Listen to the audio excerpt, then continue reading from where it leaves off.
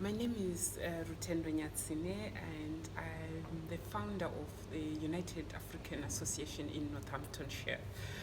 We have come up together, and we come up with ideas of advocating for each other, supporting each other, and also tackling many issues that affect us as immigrants in the UK.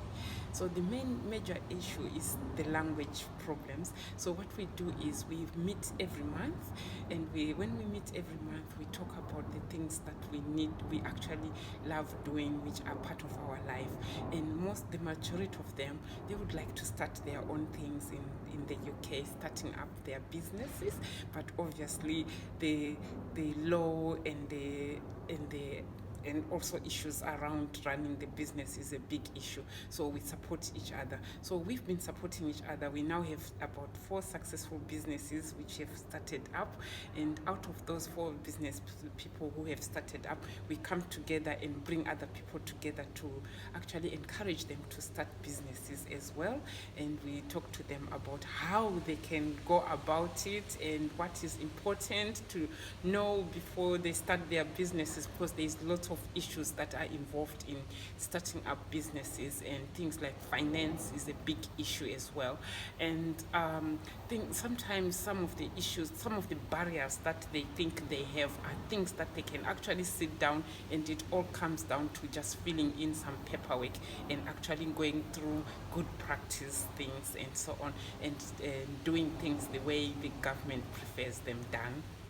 Back home in Africa, we actually have got projects running in 3 countries with young people and women. We've got our head office in Zimbabwe, we've got in Ghana, we've got in Uganda. In October, we're actually going to Rwanda. What we actually do is, because we still don't have funders to fund our projects back home in Africa, so what we do is we do fundraising events.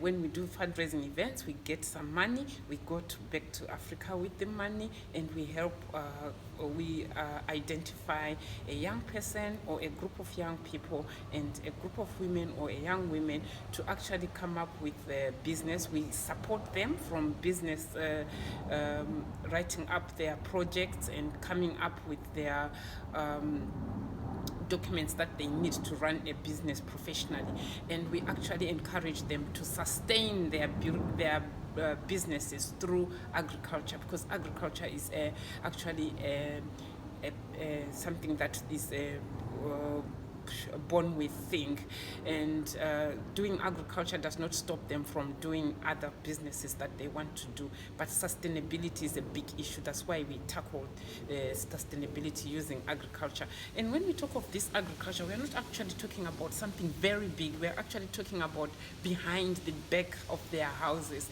They can actually plant small places to actually produce a large product, which we then, when we go and help them, we actually go out there to talk to some local businesses to actually for them to be able to take their produce for use in their shops. So that's how we are actually trying to help them people out. Yes, we are actually working directly with refugees and people who have come from different countries. No, it's here. Here we are working with refugees. And Zimbabwe, Southern Africa, Northern Africa, East Africa, most of them really come from the Western African countries, which are really very are affected really economically, and we find that sometimes most of them also come here, and they are actually dismantled from their families. They've got nowhere to start from. Some of them are young people, and they actually have got nothing, but they are brilliant people who really want to start up their life and start their businesses as well. Definitely they could help back home. That is why when the project that I'm talking about, the African projects that I'm talking about, came out from the people that we helped in here when we started it. After having these 3-4 successful people, that was the first thing that came into their mind, is to help back, to give back to the countries where they came from.